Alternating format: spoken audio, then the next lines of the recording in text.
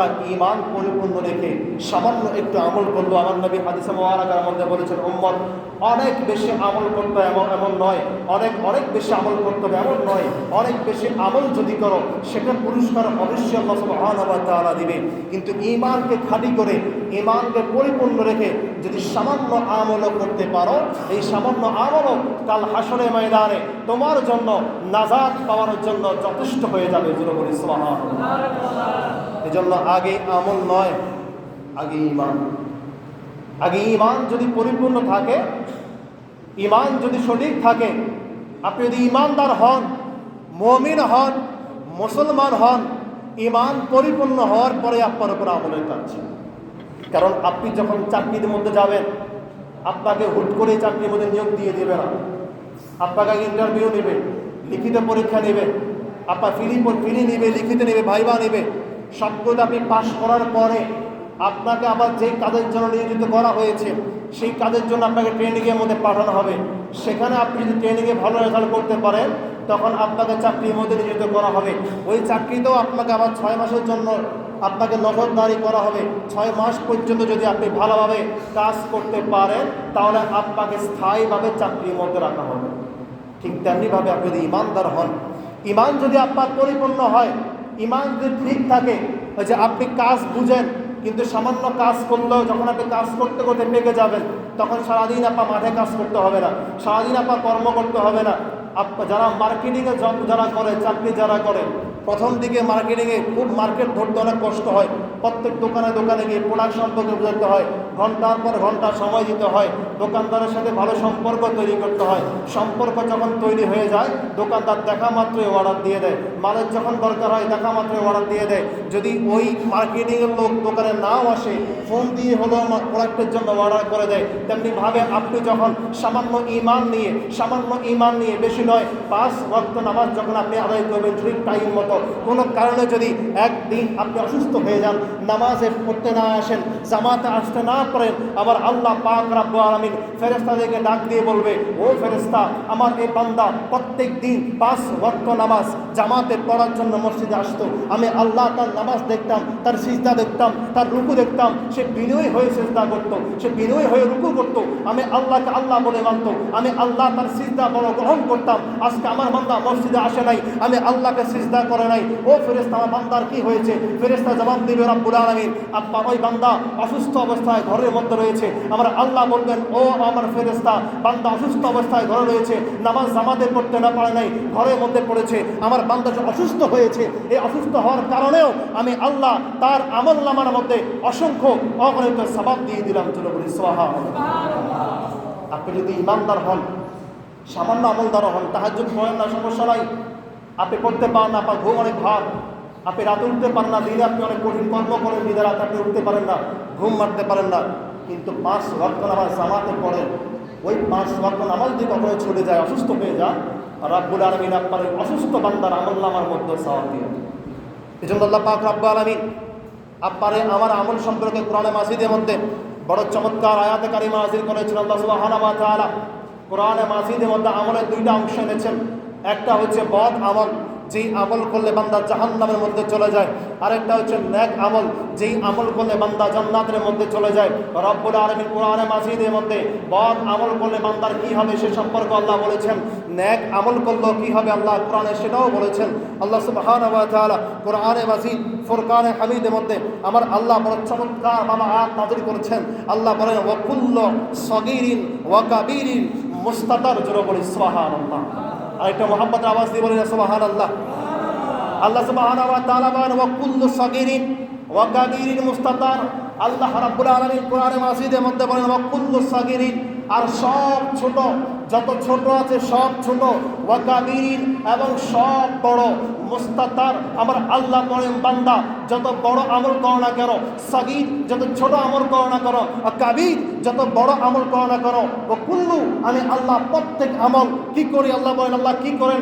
রব্বানে বলেন মুস্তাতির, আমি আল্লাহ তোমার ছোট বড়, তুমি 2 রাকাত নামাজ পড়ো, তুমি তাহাজ্জুদ পড়ো, নফল পড়ো, ইশরাক পড়ো, 10 টাকা দান করো, 1000 টাকা দান করো, 1 লক্ষ টাকা দান করো, তুমি ছোট আমল করো আর বড় আমল করো, আমার আল্লাহ বলেন মুস্তাতির, আমি তুমি বান্দা সমস্ত ছোট এবং বড় আমলগুলো আমার ফেরেশতার মাধ্যমে ডায়েরির মধ্যে লিপিবদ্ধ করে রাখি। জোরে বলি সুবহানাল্লাহ। আল্লাহ বলেন বান্দা ছোট আমল করছো, আমি আল্লাহ এটা ছাড় দেই নাই। বড় আমল করছো, আমি আল্লাহ এটাও ছাড় দেই নাই। ছোট আমল করো আর বড় আমল করো, আমি আল্লাহ সব ফেরেশতার মাধ্যমে কিতাবের মধ্যে লিখে রাখলাম। ও রব্বুল আলামিন, আপনি কি শুধু নেক আমল লিখেছেন? আল্লাহ বলে না না, আমি নেক আমল লিখি না বান্দা, সাগীর এবং কবির বলেছি। আমি আল্লাহ শুধু ছোট এবং বড় আমল বলেছি, নেক আমলও বলি নাই, বদ আমলও বলি নাই। আমার আল্লাহ বলেন তুমি যদি বদ আমল করো, ছোট হোক বা বড় হোক, আমি আল্লাহ ওইটাও লিখে রাখি। তুমি যদি নেক আমল করো, ছোট হোক বা বড় হোক, আমি আল্লাহ ওইটাও লিখে রাখি। হাসরের ময়দান যখন হবে, আমি আল্লাহ তোমার নেকের আমলগুলো, বদের আমলগুলো, সবগুলো আমল তোমার হাতে দিয়ে দিব। আর একটা একটা করে তোমাকে ওই আমলগুলো করার জন্য আমি আল্লাহ হুকুম করবো। জোরে বলি সুবহানাল্লাহ। আপনি আমি যা আমল করি, ছোট হোক বা বড় হোক, গুনাহের হোক আর সওয়াবের হোক, আল্লাহ ফেরেশতা মাধ্যমে লিপিবদ্ধ করে রাখেন। কিয়ামতের মাঠ যখন হবে, আমার আল্লাহ আপনাকে আমাকে এক প্রান্তে নিয়ে যাবেন। আল্লাহ কত দয়াবান দেখেন। আল্লাহ রাব্বুল আলামিন বলেছেন, কোনো মানুষ যদি দুনিয়ার জমিনে কারো দোষ ত্রুটি গোপন করে রাখে, বড় ইম্পর্টেন্ট বিষয়। আপনার কাছে আপনার কোনো বন্ধুর দোষ এসেছে, আপনি আপনার বন্ধুর কোনো খারাপ জিনিস সম্পর্কে শুনেছেন বা দেখেছেন, অথবা আপনার যে কোনো একজন মানুষের, ইমানদার কোনো একজন মানুষের কোনো খারাপ জিনিস আপনি দেখেছেন বা শুনেছেন কারো কাছ থেকে, আপনি সেটা হজম করে ফেলেছেন, আপনি কাউকে সেটা বলেন নাই, প্রকাশ করেন নাই। আল্লাহ রাব্বুল আলামিন দুনিয়ার জমিনে তার এটা প্রকাশ করে নাই। আল্লাহ সুবহানাহু ওয়া তাআলা বলেন, কেউ যদি দুনিয়ার জমিনে তার কোনো ইমানদার ভাইয়ের কোনো গুনাহের কাজ, কোনো খারাপ কাজ, কোনো গুনাহের কাজ, খারাপ কাজ যদি সে লুকিয়ে রাখে, জানা সত্ত্বে, দেখা সত্ত্বে, পৃথিবীর আর কারো কাছে না বলে লুকিয়ে রাখে, হাসরের ময়দান যখন হবে, যে বান্দা তার অন্য ভাইয়ের, অন্য ইমানদারের গুনাহের কথা শুনে কিংবা দেখে লুকিয়ে রেখেছে, আমার আল্লাহ বলেন কিয়ামতের মাঠ যখন হবে, ওই যে বান্দা তার অমুক ভাইয়ের গুনাহগুলো লুকিয়ে রেখেছে, কাউকে বলে নাই, হাসরের ময়দান যখন হবে, বান্দা জানো আমি এই বান্দায় কিভাবে পুরস্কার দান করব? ও আল্লাহ, আপনি কিভাবে পুরস্কার দিবেন? আমার আল্লাহ বলেন বান্দা দুনিয়ার জমিনে তার একজন ইমানদার ভাইয়ের দোষ ত্রুটি গ্রামে মানুষের কাছে বলে নাই, সাধারণ মানুষের কাছে বলে নাই। হাসরের ময়দান যখন হবে, সেখানে লক্ষ কোটি মানুষ থাকবে, তাদের সামনেও আমি আল্লাহ বান্দা দুনিয়া তার ভাইয়ের গুনাহগুলো গোপন করে রাখার কারণে হাসরের ময়দানেও আমি আল্লাহ ওই বান্দার গুনাহগুলো গোপন করে রাখবো। বলে সুবহানাল্লাহ। আপনি দুনিয়ায় কোনো মুসলমানের গুনাহ গোপন করে রেখেছেন, বলেন নাই, আর হাসরের ময়দানে লক্ষ কোটি মানুষের সামনে আমার আল্লাহ আল্লাহ আল্লাহ আপনার গুনাহগুলো গোপন করে রাখবেন। কারণ ওই মানুষের সামনে যখন আপনার আল্লাহ প্রকাশ করবে, আপনি লজ্জায় পড়ে যাবেন, আপনি শর্মিন্দা হয়ে যাবেন, আপনার ইজ্জত সম্মান নষ্ট হয়ে যাবে। আল্লাহ কত দয়াবান আমাদের প্রতি। সেই হাসরের ময়দানে লক্ষ কোটি মানুষের সামনে রব্বুল আলামিন দুনিয়ার জমিনে কোনো ইমানদারের গুনাহ গোপন করে রাখার কারণে আমার আল্লাহ আপনার আমার গুনাহগুলো গোপন করে রাখবেন। আমরা যেন আমাদের কোনো ভাইয়ের দোষগুলি শুনলে কিংবা দেখলে আমরা যেন সেটা গোপন করে রাখতে পারি। আল্লাহ যেন আমাদেরকে সেই তৌফিক দান করে। সকলে বলি আমিন। আরেকটা মুহাব্বতের আওয়াজ দিয়ে বলি না আমিন। আল্লাহ সুবহানাহু ওয়া তাআলা তার বলে বলেন, ফাআম্মা মান উতিয়া কিতাবাহু বিয়ামিনিহি ফায়াকুলু হামু ফায়াকুলু হাউরাউ ওয়া কিতাবিহি।